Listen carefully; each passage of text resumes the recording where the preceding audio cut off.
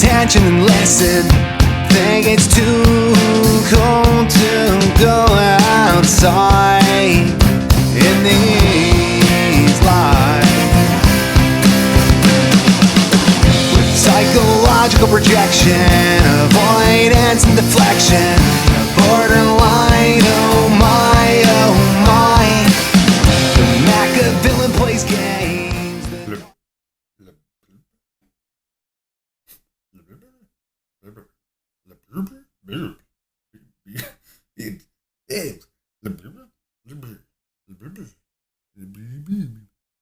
Can you guys pronounce that word? Like real men that wear boots, they can't pronounce. If you know what I'm talking about, it's a new fad. It's trendy. All the kids are buying them, little trinkets. And my DNA doesn't. Can you guys pronounce that word? It's somewhat embarrassing because you can't get the word. It's like real dads that wear boots. When I was growing up, they couldn't say Pokemon. What is this wizardry?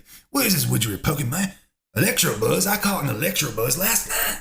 What is this wizardry? Pokemon. No, it's Pokemon. Pokemon. They couldn't pronounce it because look at that sun coming right over my head, dude. Look at that halo, dude. No big deal, dude. I'm the new Yoda. You ever see the comedians?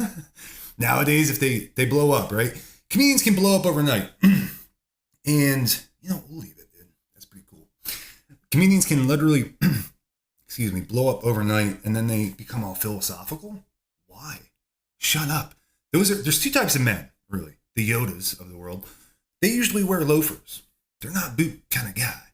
They are wolves wearing sheep clothing. They are the narcissists that have a spiritual malady, this void inside themselves that they have to throw bicycle racks like Conor McGregor through a bus window. You ever see a dude in boots do that? No, you never did. Maybe Sean Strickland, but no, he didn't do that, dude. He's a boot wearing kind of guy. But the loafers, dude, like the Andrew Tates, they are trying to compensate, succumb. They succumb to this overwhelming desire to prey upon people. I'm not sure why that is. Probably from their early childhood. But the guys in boots, the real dads in boots, they kind of let them go. It's like fishing. You let the line out a little bit before you set the hook. You don't let them know what you know. And that's what people wearing boots do. And then there's a third type that's totally irrelevant. They wear sneakers, folks. I wear sneakers to the gym. That's about it. But other than that, I wear boots. Because I can't say RFK wears jeans to the gym, which everyone makes fun of him. I think that's kind of cool. I see nothing wrong with that. He wears jeans to the gym. Bring back the jeans, dude. That dude's a gold miner? He's wearing denim, dude. Denim. So what I'm saying is, really I'm not doing the Yoda. I swear I'm not doing the Yoda. I do this for the love of the game. It's different. I didn't blow up overnight. This is a honest philosophical idea I want to spread. And it starts with, what is a man? Well, man comes from Sanskrit. I can say Sanskrit. I can't say my DNA doesn't allow it, but Sanskrit. It's S-K-R-I-T. That's where the word man comes from. And what does it mean? Man means thinker. It means thinker. And of course, thinking, consciousness would have no power whatsoever if it wasn't accompanied by feeling. So you can think all you want. There has to be feeling behind it. And this is going to trip people out, but it's true. I believe this. And you're going to think it's insane the first time you hear it. But it's a very deep concept that comes from not only Christianity, when you get further into Christianity, what Jesus really taught. It also comes from Buddhism. Further along the lines, when you really get deep into Buddhism, it's the sixth sense, or thinking. Muhammad talks about this. Judaism, Moses talks about this. It's the power of consciousness. And if you're ever in jail, say you got a DUI, you're in jail Monday night, and you have the realization that your consciousness generated the outpicturing of the world that you are now presently faced with. Your circumstances at that moment on Monday were simply the outpicturing of your inner consciousness. You did something wrong. You broke the law. But on Tuesday, when you wake up in jail, it's because you believe you woke up in jail and your consciousness carried over, and now it's Tuesday. I'm here because of yesterday. That's incorrect. That's not true. You have a new start on Tuesday. But just as I sat in this chair, I believed that the chair is there. Therefore, I sat in the chair. I believed it. That's how concrete belief is. Literally, I believed the chair was there. Therefore, I sat in the chair. And unless you're schizophrenic, this is what I'm saying. On Wednesday, when that man wakes up in jail, if he believes that he is not in jail, he is not imprisoned, his outer circumstances will present that. Truly. But does he believe? And that's where faith comes in. How many people do you know that really have faith? Not many. Not many. Because belief is, it's hard for me to even get down with the idea of that belief is that concrete. But one time, both the Arctic, Antarctica, and the North Pole, South Pole, North Pole, were tropical. And I have a sneaking suspicion it was because people believed that. I really do believe that.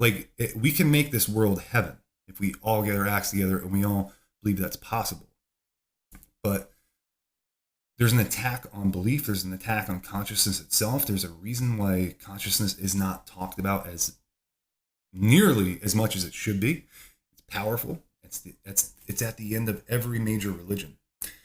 And it's it's the journey of overcoming the fears, consciousness, and all these problems that are. I believe I have depression. I believe I'm a label from a psychiatrist. I believe I have anxiety. That's going to manifest because you are thinking that. And it's thought about with feeling. You own that. This is my iPhone. If your iPhone breaks, I don't care, dude. It's your iPhone. But if mine breaks, self is claiming the iPhone. They're coming for me, dude. I started talking about consciousness. He's not Yoda yet. He didn't blow up overnight. Only I can talk about. They called the cops on me, dude. That's a loafer type move, dude. I wear boots, dude.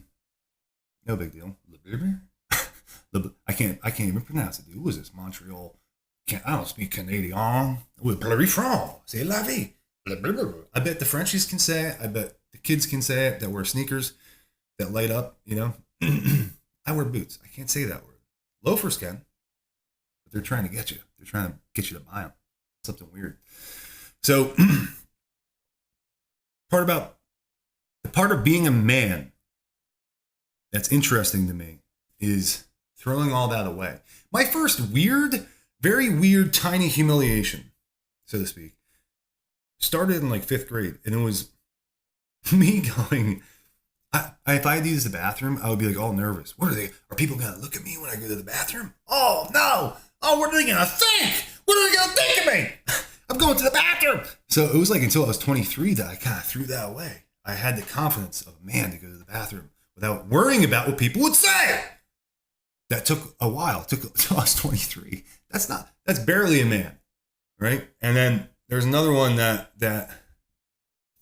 infuriated me. I would get so angry at these soda fountains, right? You get a little sprinkle of Gatorade because you believe it. I'm a little sprinkle on my hand. I know it. I got a little red on my fingers now. Diet Coke. I'm a Diet Coke kind of dude. I would get those little sprinkles on my hand. It would infuriate me every time. The big myoma, or the big kahuna, or the cosmic finale of becoming a man is, and you get less of them as you get older. Probably, that's a God moment, dude. You get less erections. But part of becoming a man is having the confidence to walk around with an erection in your pants like you do not care. That was the most embarrassing thing ever. Was the teacher calls on you and you have a boner and you have to go up to the front of the class now. That's a man's that's the man's kryptonite. It really is. So part of becoming a man is to not care. It's called getting into manhood. It's wearing the jeans, the denim to the gym. That's the RFK move. That's a man. That's a real man. how they're supposed to be. He doesn't care, dude. Because when you grow up, you realize it's not about the bathroom. It's not about the little soda fountain. And just like God intended, dude, they replaced those fountains. Now they have the futuristic ones. Maybe it was meant to be. Maybe it was God derived. Maybe it was marketed by Coca-Cola. Who knows? But we don't have that problem anymore. But it's not about the soda machine. It's not even about the bathroom. It's not about throwing a bicycle rack through a bus window, wearing loafers, wearing boots. This is the punchline. You. This is the punchline. Me. I'm scared to go to the bathroom. Great joke. But the joke's on me. It's not on anyone else. The bathroom, the soda fountain, getting mad at something. The joke's on you. The joke's on me. So that's what this is all. This all comes down to walking around with erections freely. And I'm not saying in a weird way. In public, you're not supposed to really have erections, obviously, because that's weird. But if one does come about, I don't care if you're 21. If you go, whatever, dude, I'm gonna own that. And you don't go and hide it in your belt buckle or something weird. You just go, who cares? That's a man. That's a man. You can hit that stage at 21, dude. They're enlightened. They're out there. I'm barely at that stage. I hope by 32. By Jesus year? Or is that 33? 32, 33, somewhere around there. I might hit it.